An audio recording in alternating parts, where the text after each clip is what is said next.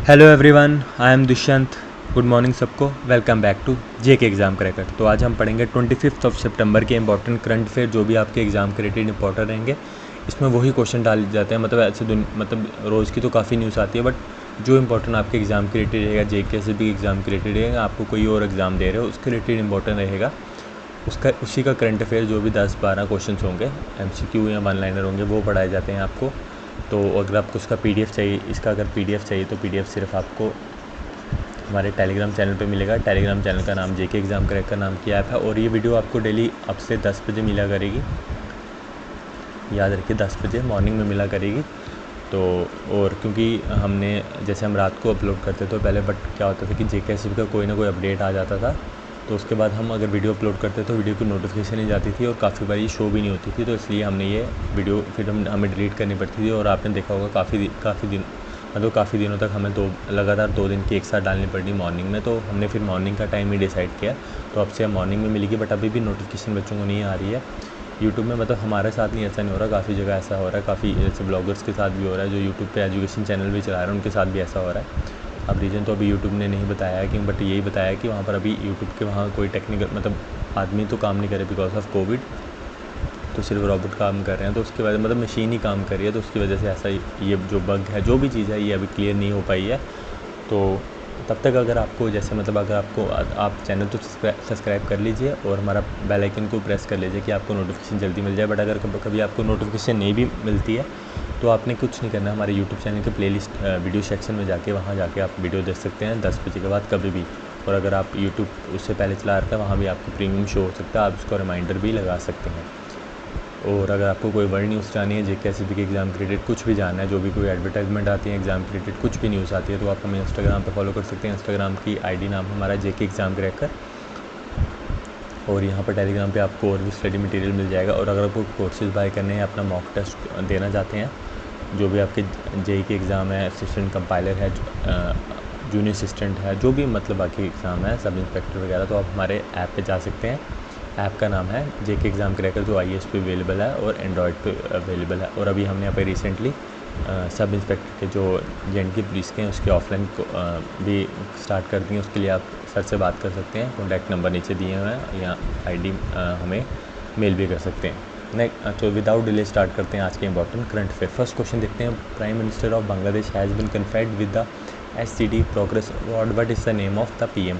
जो प्रधानमंत्री हैं बांग्लादेश के, उनको ये अवार्ड मिला है SGD अवार्ड, प्रोग्रेस अवार्ड, जिसके बारे में आगे पढ़ेंगे। तो PM का नाम क्या है? PM का नाम है शेख हसीना, जिनको ये अवार्ड मिला है। तो ये बांग्लादेश को मतलब स्टेडली प्रोग्रेस के लिए, मतलब जल्दी से जल्दी काम करने के लिए अवार्ड मिला है। किस चीज़ में इन्होंने काम किया? सस्टेनेबल डेवलपमेंट गोल्स में, जो SDG है, जो UN स्पॉन्सर करता है, जिसको UN मतलब यूनाइटेड नेशंस इनको स्पॉन्सर करता है। तो उसके लिए जो मतलब इन्होंने प्रोग्राम बनाया था, UN इसको स्पॉन्सर्ड भी करता है। सस्टेनेबल डेवलपमेंट सोल्यूशन नेटवर्क नाम का इन्होंने एक प्रोग्राम बनाया है, जिसमें इस चीज़ में बांग्लादेश ने मतलब प्रोग्रेस जल्दी की है, इसलिए इनको अवार्ड मिला है। और ये स्टार्ट कब हुआ था? SDNS यानी कि सस्टेनेबल डेवलपमेंट सोल्यूशन नेटवर्क, ये शुरू हुआ था 2012 में। किसके अंडर हुआ था? UN सेक्रेटरी जनरल के अंडर में। कैपिटल क्या है? ढाका। करेंसी है टाका। और प्रेसिडेंट कौन है? अब्दुल हमीद। इंपॉर्टेंट है क्वेश्चन, याद रखिएगा। Who has launch the national single window system NSWS, किसने ये स्कीम लॉन्च की है? नेशनल सिंगल विंडो स्कीम, तो ये किसने की है? पीयूष गोयल जी ने लॉन्च की है।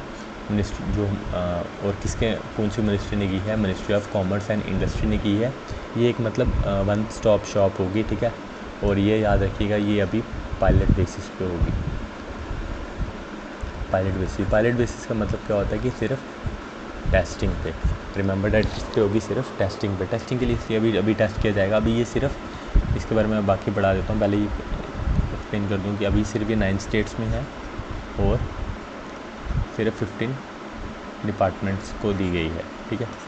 और ये अभी सिर्फ टेस्टिंग पे है, पायलट बेसिस पे। उसके बाद मतलब दिसंबर 2021 के बाद इसको बाकी स्टेट्स में भी दे दिया जाएगा, बाकी स्टेट्स के साथ भी, यानी कि 5-6 स्टेट्स के साथ कर दिया जाएगा। और जैसे अच्छा चलता रहेगा तो आगे बाकी पूरे मतलब कंट्री में ये जितनी भी स्टेट्स हैं, union territories and government department, उनको दे दिया जाएगा। तो ये है क्या? ये एक पोर्टल बनाया गया है, विंडो पोर्टल बनाया गया है। जैसे मैंने आपको बताया वन स्टॉप शॉप है, तो ये इन्वेस्टर जो होंगे या कोई बिज़नेस करना चाहता है उनके लिए होगा, जो कि उनको जल्दी से जल्दी अप्रूवल मिले, क्लियरेंस मिले, और जो भी गवर्नमेंट की पॉलिसी है उनको ये पता लगे। जैसे उनका पहले काम डिले होता था वैसा अब नहीं होगा, ये सब ट्रांसपेरेंसी से होगा। जैसे ये बताया गया है सिर्फ ट्रांसपेरेंसी से होगा, ठीक है, अकाउंटेबिलिटी से होगा और रिस्पॉन्सिबिलिटी, ठीक है। जैसे कहा गया ये, हाँ, ट्रांसपेरेंसी, अकाउंटेबिलिटी और रिस्पॉन्सिबिलिटी से होगा। जो भी इकोसिस्टम में हमारा ये चीज़ें होती ज़रूरी है होना, इस चीज़ों के अंडर ये होगा।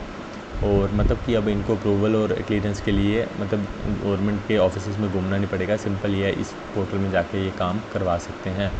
और ये पोर्टल डेवलप किसने किया है? ये डेवलप किया है department for promotion of industry and internal trade, DPIT, यानी कि department of promotion of industry and internal trade along with invest India के साथ इन्होंने मिलकर ये लॉन्च किया गया है। तो ये मतलब जो इस बार हमारा 75th इंडिपेंडेंस डे था, तो आज़ादी का अमृत महोत्सव था, तो मतलब उसके लिए उस टाइम मतलब इस ईयर तो काफ़ी ज़्यादा स्कीम्स वगैरह, पॉलिसीज़ वगैरह लॉन्च की गई हैं, प्रोग्राम वगैरह। तो इसी के दौरान ये भी है, नेशनल सिंगल विंडो भी ये लॉन्च किया गया है। जो भी मतलब इन्वेस्टर हैं उनके लिए, जो भी इन्वेस्ट करना चाहते हैं, जो मतलब बिज़नेस करना चाहते हैं, मेन उनके लिए ही है।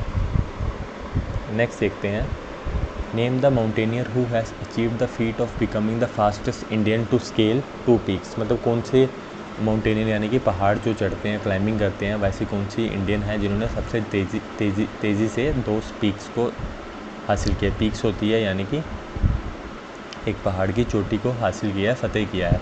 तो किसने ये किया है? गीता सुमाटा जी ने किया है, ठीक है। तो इन्होंने ये 2 पीक्स की हैं, एक अफ्रीका की है, एक रशिया की है। पीक्स कौन सी? माउंटेन एल्ब्रस थी जिसकी हाइट बताई जाती है 5642 मीटर्स जो रशिया की है, और एक किलिमंजारो पीक कहाँ की है? जो तंजानिया की है, तंजानिया की, और अफ्रीका की हाईएस्ट पीक है जिसकी हाइट कितनी बताती है? 5895 मीटर्स। तो अभी ये काम क्या करती हैं ये भी जान लेते हैं। तो ये सब इंस्पेक्टर हैं किसमें? CISF में, यानी कि सेंट्रल इंडस्ट्रियल सिक्योरिटी फोर्स में। और उन्हें इससे पहले साथो पंथ यानी कि जो उत्तराखंड में इंडिया में लोकेटेड है वहाँ भी इन्होंने किया है, जिसकी हाइट 7075 मीटर्स है। उन्होंने माउंट लुबोचे भी किया है जो नेपाल में है।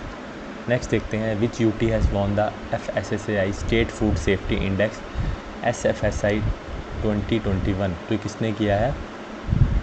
जम्मू एंड कश्मीर ने किया है। इसके बारे में आपको 2-3 दिन पहले का जो 1-2 दिन पहले का, मतलब कल का नहीं, परसों और चौथ का जो PDF था उसमें मैं इसका पूरा फुल एक्सप्लेन कर चुका हूँ इसके बारे में, आप देख सकते हैं जाके।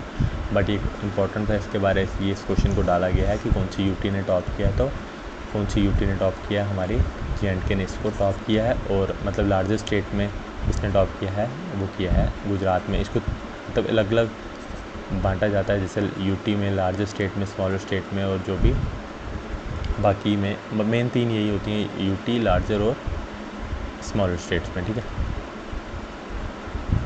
इसमें इनको कैटेगराइज किया जाता है। तो इसमें ये 3rd एडिशन था इसका। इस बार कौन सा एडिशन था? 3rd एडिशन था। और ये किसके अंडर होता है? Union minister of health and family welfare के अंडर था ये, मनुष मंडालविया जी के अंडर। और इसमें स्टेट्स और यूनियन टेरिटरी को रैंक किया जाता है 5 पैरामीटर्स के अंडर। याद रखिएगा, 5 पैरामीटर के अंदर जो अलग अलग पैरामीटर्स होते हैं उसके अंडर इसको रैंक किया जाता है। इसमें होता क्या कि हाइजीन के बारे, फूड सेफ्टी के बारे, अलग अलग जो भी फूड रिलेटेड थिंग्स होंगी, हाइजीन वगैरह, कैसे उसकी प्रिपरेशन की जाती है वगैरह, कैसे उसकी पैकेजिंग होती हैं वगैरह, उसके रिलेटेड किया जाता है। बट आपके लिए इंपॉर्टेंट ये है कि कौन सी UT को किया गया है इसमें, FSSAI में, यानी कि जम्मू एंड कश्मीर को इसमें टॉप, जम्मू कश्मीर इसने टॉप किया है। The first contingent of the laden draft containers train service from Jawaharlal Nehru port JNPT has been flagged off to which place. JNPT ये है, पता कहाँ पर? ये है मुंबई में। और ये इंपॉर्टेंट क्वेश्चन इसलिए है कि जो ये होगा ना कंटेनर, ये इंडिया का फर्स्ट होगा, याद रखिएगा, फर्स्ट होगा। और एक डबल डेकर होगा, फर्स्ट होगा और डबल डेकर इंडिया का ये ट्रेन सर्विस होगी जो कंटेनर्स में, मतलब कंटेनर होते हैं ट्रेन, मतलब ट्रेन में, तो वैसा बनाया। आपने देखा भी होगा, मैं सिंगल वाला शायद देखा होगा, पर ये डबल होगा जिसमें मतलब बाकी यूरोप और नॉर्थ अमेरिका में सिर्फ ये अभी चलता है। तो अब ये इंडिया में भी आएगा और इंडिया का ये फर्स्ट होगा, डबल डेकर होगा कंटेनर, ठीक है। फर्स्ट कंटेनर शिप होगा जो इंडिया का होगा, ठीक है। और ये कहाँ से कहाँ तक जाएगा, मुंबई से कानपुर तक इसको लिया जाए तब लिया गया है। कहाँ से, मुंबई से कानपुर तक। याद रखिएगा जवाहरलाल नेहरू पोर्ट JNTP कहाँ है, ये मुंबई में है। और ये किसने किया है, by union minister for port shipping and waterways Sarbananda Sonowal ji ने इसको किया है। Where has the meeting of foreign ministers of SAARC country to be held recently has been cancelled. तो ये कहाँ कैंसिल की गई है, ये न्यूयॉर्क में कैंसिल की है। तो कैंसिल होने का रीज़न मैं आपको आगे बता देता हूँ। तो जो एनुअल जो मीटिंग थी सार कंट्रीज़ की, ठीक है, जो फॉरेन मिनिस्ट्री की कंट्रीज़ थी, जो आज के दिन यानी कि शनिवार को, सैटरडे को जो होनी थी न्यूजीलैंड में होनी थी, इसको कैंसिल कर दिया गया, जिसको होस्ट नेपाल ने करना था, ठीक है, इसको कैंसिल कर दिया गया है। रीज़न मैं आपको बता देता हूँ। और एक किसके अंडर होनी थी, यूनाइटेड नेशन जनरल असेंबली के अंडर होनी थी न्यूयॉर्क में, ठीक है। कैंसिल करने का रीज़न इसलिए था, तो जैसे आप सबको पता है कि अफ़गानिस्तान को तालिबान ने अफ़गानिस्तान को कैप्चर किया हुआ है। तो अफ़गानिस्तान इसका मतलब इसका पार्ट है। सार की जो कमेटी है, जो भी आप कह सकते हो, एक मेंबर है उसका, मेंबर स्टेट है उसका। तो अगर अफ़गानिस्तान नहीं होगा तो फिर मतलब ये उन्होंने इसलिए कहा कि मीटिंग नहीं हो सकती। तो बट बाद में अभी ये कर रहे हैं। तो उसके बाद जब इन्होंने बोला कि ये मीटिंग नहीं हो सकती, तो उसके बाद ये मतलब पाकिस्तान की तरफ से रिक्वेस्ट आई कि आप अलो कर दीजिए कि तालिबान का जो हेड होगा, जो भी तालिबान की तरफ से आना चाहेगा हेड, उसको रिप्रेजेंट किया जाए, कि रिप्रेजेंट अफ़गानिस्तान की तरफ से करना दिया जाए इस मीटिंग में। बट हुआ क्या है कि जो बाकी मेंबर स्टेट्स थी ना, उन्होंने रिफ्यूज़ कर दिया। इंडिया, नेपाल, श्रीलंका वगैरह, उन्होंने सब ने रिफ्यूज़ कर दिया कि नहीं, ऐसा नहीं हो सकता। इसलिए ये ऐसा इसलिए नहीं हो सकता कि तालिबान एक कंट्री नहीं है, उन्होंने इसको सिर्फ कैप्चर किया, बट वो कंट्री नहीं आएगा। तो अफ़गानिस्तान से कोई जाएगा, बट ऐसा नहीं हो सकता, क्योंकि अभी वहाँ पर आपको सबको पता होगा सिचुएशन कैसी है, तो अभी नहीं आ सकता। तो इसलिए वहाँ पर एक खाली कुर्सी को ही रखा जाएगा। बाकी मीटिंग ये होगी, अब जब भी होगी उसके बारे में आपको पढ़ा दूँगा। और इसकी नेपाल की तरफ से जब होस्ट कर रहे थे, तो इसका फॉरेन मिनिस्टर कौन थे, तीर्था राज बेगले जी। और इंडिया की तरफ से जो रिप्रेजेंटेटिव थे वो कौन थे, एस जयशंकर जी। नेक्स्ट देखते हैं, which state has inaugurated South Asia's largest product development centre digital hub to support startup. तो किसने किया है, ये केरला ने स्टार्ट किया है। साउथ एशिया का याद रखिएगा लार्जेस्ट डेवलपमेंट सेंटर होगा, डिजिटल हब होगा, स्टार्टअप के लिए लॉन्च किया गया। तो इस स्टार्टअप को सपोर्ट करने के लिए लॉन्च किया गया है। तो ये डायरेक्ट एम्प्लॉयमेंट देगा, जो भी वहाँ के यूथ होगा, जो भी होगा, मतलब जितने भी हमारा यंग जनरेशन जो भी यूथ होगा, तो इनको जॉब की वगैरह ज़रूरत है, जो इस चीज़ में आना चाहते हैं उनके लिए। मैं यानी कि जैसे यहाँ बताया, डायरेक्ट एम्प्लॉयमेंट दी अपॉर्चुनिटी दी जाएगी 2500 लोगों को इस हब में, ठीक है। ये स्टार्ट किसने किया है, केरला स्टार्टअप मिशन के अंडर इसको किया गया है, KSUM के अंदर। और कौन किसके अंडर होगा, ये इम्प्लीमेंटेशन ऑफ द प्रोजेक्ट मतलब केरला के अंडर होगा, केरला गवर्नमेंट ही इसको करेगी। और ये क्या होगा, एक स्टार्टअप के लिए, स्टार्टअप को सपोर्ट करने के लिए होगा, डिजिटल एक हब होगा। नेक्स्ट देखते हैं, who has become the world highest paid footballer in the Forbes list 2021। किसको बनाया गया फोर्ब्स लिस्ट के, क्रिस्टियानो रोनाल्डो, जो कंट्री किस कंट्री के हैं, पोर्चुगल के हैं, ठीक है। किस क्लब के लिए खेलते हैं, मैनचेस्टर यूनाइटेड क्लब के लिए खेलते हैं, जो इंग्लैंड का क्लब है, जो अलग अलग टूर्नामेंट्स खेलता है, जैसे प्रीमियर लीग खेलता है, ठीक है। प्रीमियर लीग इंग्लैंड की top flight football tournament league है। उसके बाद अलग अलग यूरोपियन टूर्नामेंट्स में खेलता है, उसके बारे में हमें इतना डीप जाने की ज़रूरत नहीं है, ठीक है। क्लब मैनचेस्टर में खेलते हैं, इससे पहले ही किसके लिए खेलते थे, जुवेंटस के लिए, ठीक है। उससे पहले मैड्रिड के लिए खेलते थे, रियल मैड्रिड जो स्पेनिश टीम है, जुवेंटस कहाँ की, इटली की टीम है, ठीक है। उससे पहले भी ये मैनचेस्टर के लिए खेलते थे, उससे पहले अपने होम टाउन पोर्चुगल में खेलते थे, स्पोर्टिंग लिस्बन के लिए। इतना डीप जाने की वैसे हमें ज़रूरत नहीं है, बट याद रखिएगा, ठीक है। उसके बाद इनको हाईएस्ट पेड फुटबॉलर माना गया है। तो बट अब मैं आपको एक थोड़ा एक्सप्लेन कर दूं कि ये कैसे बनाई जाती है लिस्ट। ये लिस्ट बनाई जाती है जो इनकी क्लब इनकम होगी, ठीक है। क्लब इनकम में ये भी आता है कि मतलब जो इनकी एक सैलरी होती है प्लस बोनसेस होते हैं, ठीक है। उसके बाद जो भी स्पॉन्सरशिप्स वगैरह स्पॉन्सर वगैरह होते हैं जो इनको स्पॉन्सर करना चाहते हैं उनकी एक होती है। तो बट ये सिर्फ क्लब की इनकम, ठीक है। आगे उसके बाद प्लस आगे ब्रांड एम्बेसडर जिसके होंगे ये, ठीक है, उसकी इनकम होगी। उसके बाद नेक्स्ट आ जाते हैं स्पॉन्सर्स, जैसे इनका नाइकी स्पॉन्सर है, जो भी मतलब, ठीक है, डिफरेंट जो भी इनके स्पॉन्सर हैं उनकी तरफ से जो आ जाएँ, ठीक है। और उसके बाद एडवर्टाइजमेंट से जो आ जाए, ठीक है, अलग अलग। और उसके बाद हाँ, सोशल मीडिया से जो भी इनका इंस्टा फेसबुक जहाँ ये पोस्ट करने के आपको पता ही है कितने मतलब इनको कितना पैसा मिलता है एक पोस्ट के जो भी ये करते हैं, ठीक है। और रोनाल्डो वर्ल्ड के जो मतलब इनको सबसे ज़्यादा मतलब हाईएस्ट फॉलोवर भी इनके सबसे ज़्यादा दुनिया में इन्हीं के हैं इंस्टाग्राम पे। और इनको इस मतलब इस हिसाब से ही लिस्ट बनती है, ठीक है। कि आप ये ना सोचेंगे सिर्फ इनको फुटबॉल का जो क्लब है वहाँ से ही इनको इतनी इनकम आती है, वहाँ से इनको सिर्फ 25 मिलियन मिलती है, ठीक है। और वहाँ पर ये शायद 4th-5th रैंक का आता है इनका मतलब हाईएस्ट में। पहले मैसी आते हैं जिनको 40 मिलियन मिलती है। वैसे ये बना के फॉर्ब्स की लिस्ट बनी है जिसकी तरफ से इसको क्रिस्टियानो रोनाल्डो को फर्स्ट पाया गया है। सेकंड मैसी आए हैं, थर्ड नेमार आए हैं जो ब्राज़ील के हैं, मैसी जो अर्जेंटीना के हैं, जिन्होंने रिसेंटली कोपा अमेरिका जीता है। याद रखिए कोपा अमेरिका 2021 जीता है। और इन्होंने किस कंट्री के लिए अपने क्या जीता है, कंट्री के लिए इन्होंने यूएफए यूरो जीता है। वो कब जीता है? 2016 में, जो कहाँ था, जो फ्रांस में हुआ था। इन्होंने फ्रांस के ख़िलाफ़ ही जीता था, ठीक है। और यूएफए क्या है? Union of European football association, ठीक है।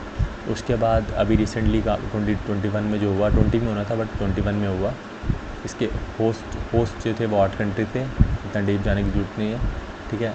8 कंट्री थे। इटली इंग्लैंड का फाइनल हुआ था और फाइनल जीता था इटली ने बाय 1-0, ठीक है। बाय 1-1 मतलब 1-1 हुआ था, उसके बाद पेनल्टीज में गया था मैच, ठीक है। ये 1-0 हुआ था मैच, ठीक है। इसमें पोर्चुगल ने एक्स्ट्रा टाइम में स्कोर किया था। तो आज के लिए इतना ही था। होप करता हूँ आपको काफ़ी कुछ सीखने को मिला। और जैसे मैंने आपको बता चुका हूँ स्टार्टिंग में, अगर आपको उसका PDF चाहिए तो सिर्फ PDF आपको हमारे टेलीग्राम पे अवेलेबल होगा। कोई आपको लिंक यहाँ प्रोवाइड नहीं किया जाएगा डिस्क्रिप्शन में। सीधा आप सिंपल है कि आप टेलीग्राम पर जाइए, वहाँ जाकर आप डाउनलोड कर लीजिए और हमें इंस्टाग्राम पे फॉलो कर लीजिए, ठीक है। वहाँ आपको वर्ल्ड न्यूज़ वगैरह JKSB के रिलेटेड कुछ भी जो भी होगा वो आपको वहाँ पर बता दिया जाएगा। और आपको कोर्सेज़ बाय करने हैं तो आप हमारे ऐप पे जा सकते हैं, वहाँ जाके आप मॉक भी दे सकते हैं और कोर्सेज़ भी बाय कर सकते हैं। और हमने अभी ऑफलाइन भी स्टार्ट कर दिया है किसका? JKPSI का, ठीक है।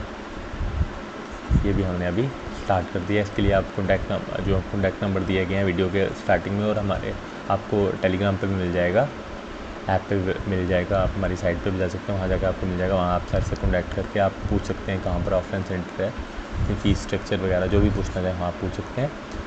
तो आज के लिए इतना ही था। आपको रेगुलर जैसे मैंने बताया 10 बजे वीडियोस मिल जाएंगी। अगर नई वीडियो आपको दिखती है तो आप हमारे यूट्यूब चैनल के वीडियो सेक्शन में जाके वहाँ जाके देख सकते हैं, ठीक है। Thank you so much.